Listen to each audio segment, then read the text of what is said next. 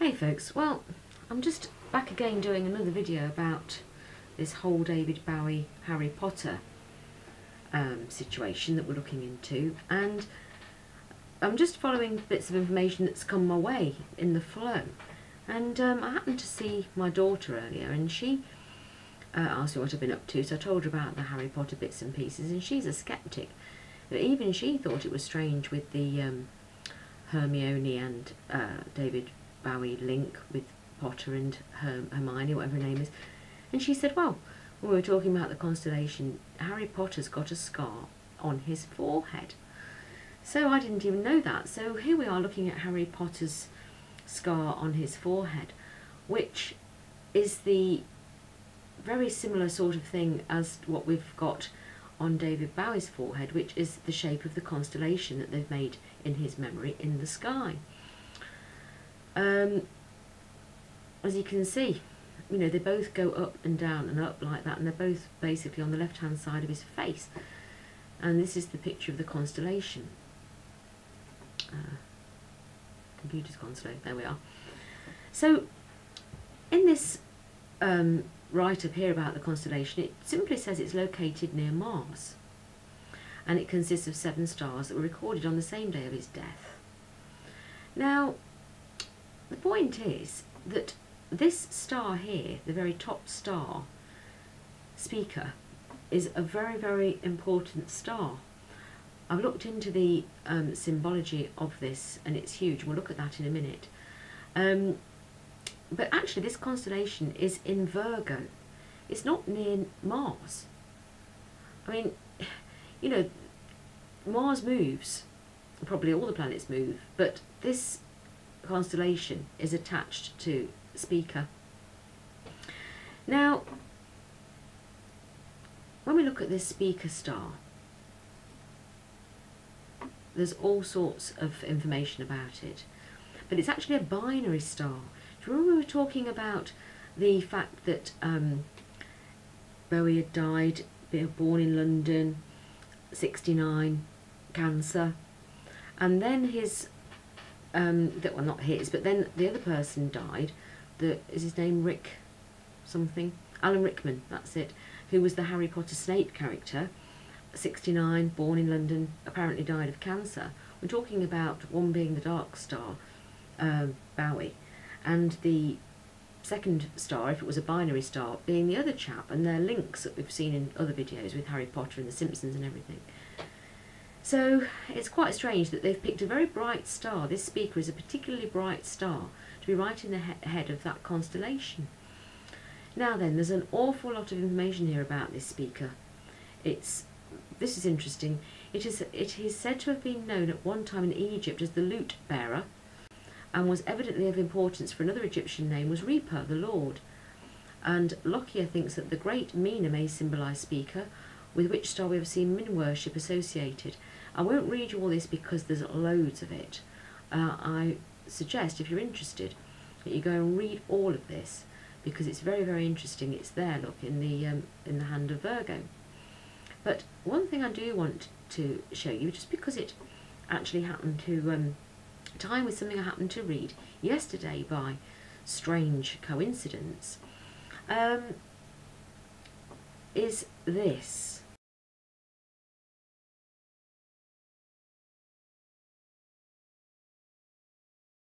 It says here, by the Kabbalists, it is associated with the Hebrew letter Gimel. Now, coincidentally, I read this the other day, because in the flow, it was posted on Facebook by Danny Wilton, and this is referring to this letter G that's shown in the Freemasonry, well, it's shown in that picture, but it's also often shown with the those spacer things that they use, whatever they're called, the pointers. So that just cropped up because that was the letter G, and that's quite an interesting letter, this G. And then I got looking into some things about Freemasonry and Spica, and basically this one here, there's quite a lot of interesting things, but in this one here you can find all about a lot of things with Spica. if you're interested about that. Rosalind Chapel and Spica at the equinox. There's a lot of things, but you'll have to do your own things here. This is interesting. Look, Masonic astronomy and the lunar missions. Now, I've not actually with Spica rising. This is weird when we're talking about the fact that in 1969, which they're going on about all the time in these dates, that it was, well, I haven't even looked at that one. I've just found that one when I was showing you this here. But anyway, on this site here, I'm not saying Freemasons are bad, but they know what they're talking about. So I don't want you to think that I'm saying that, you know, all Freemasons are bad, because they're not. But this is very, very interesting, because this is talking about obelisks. And coincidentally again, and I haven't got a picture of it up to show you, but I just came across something else just in the past couple of days, and I can't think where I saw it, about a massive obelisk in France, I think it's in Paris, that was shipped there from Egypt. And I'm thinking, why did they ship this massive obelisk? It's really tall, from Egypt. And I was thinking to myself, I wonder how they managed to move it without breaking it. But this is very interesting. Now, so bear in mind that the planet Spica is in Virgo, and I want to read you this first of all, and then we'll go back up to that. I want to read you this about Virgo, because Spica is in the constellation of Virgo. Now, this is also interesting with regards to the number 9, because David Bowie died on the 8th of the 1st, which is, sorry, he didn't die on the 8th of the 1st. He actually released his album, The Dark Star, on the 8th of the 1st, which is a 9. And this chap out of the Eagles that's died today, on the 18th, is a number 9. There's been a lot of things that seem to point us back to 1969, again with the moon landings. And there's a few things here that I want to talk to you about. And just before we go into reading this, do you remember the interesting piece of paper that we found? Again, that was dated 1969 for some strange reason, which was filed in New York, which was from Harry Potter. You'll have to watch my other video if you want to find out more about that. Was filed in New York, and it was talking about using dark makeup. Anyway, I'm going to read you this. They're talking about the fact that Freemasons know all about astronomy and how they do things on the days of this, that and the other. You've probably come across this before, but this is quite interesting because this is all about Virgo, bearing in mind that Spica is in Virgo. It says, the day the foundation stone for the White House was laid, around noon, the moon entered the same 23rd degree of Virgo as the Dragon's Head node. On the morning of September the 18th, and there's that number 9 again, 1793, the sun was also passing through this degree of Virgo when the Capitol building was founded. And when the Library of Congress was founded, the Sun and Saturn were in conjunction in Virgo. And when the Scottish Rite Freemason House of the Temple cornerstone was laid on October the 18th, that's another 9 again, the Moon and Venus were conjunct in Virgo. The White House, Capitol building and Washington Monument from the Federal Triangle, which mirrors on the ground Arcturus, Spica and Regulus in the sky, 3 stars that bracket Virgo. In Washington DC there are 22 full zodiacs secreted into the architecture. That's an interesting number because that's twice 11. Most of them highlighting Virgo.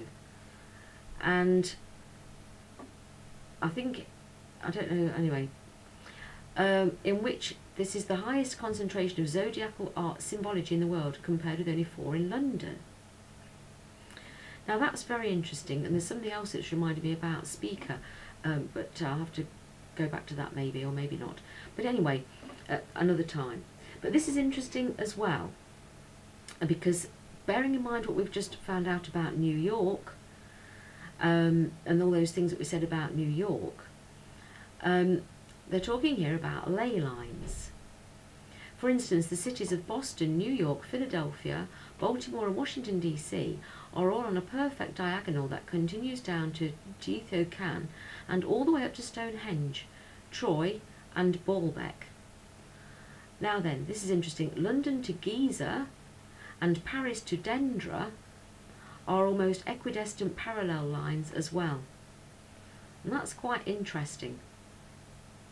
Anyway, that's all I'm just showing you, all these bits and pieces that are all coming together. If you're interested, you'll have to sort of read all the information in the links, which I'll leave them all for you below, under the video obviously. But isn't that a little bit strange that David Bowie has this mark on his forehead? It's all a bit odd. And somebody else died today out of the Eagles. I don't know if he's connected, but today is the 18th. That's another 9. And it said that he's died in New York. And apparently David Bowie's been cremated in New York. Well, if he has, I'm not sure what's happened to him. But it's just a lot of strange things here, all to do with New York and Virgo and the star. There's a lot of other things actually. I might have to do another video at some point about Spica and more symbology of that, how it all links in with it, because it's all very strange. Anyway, there you go folks. Thanks then. Bye.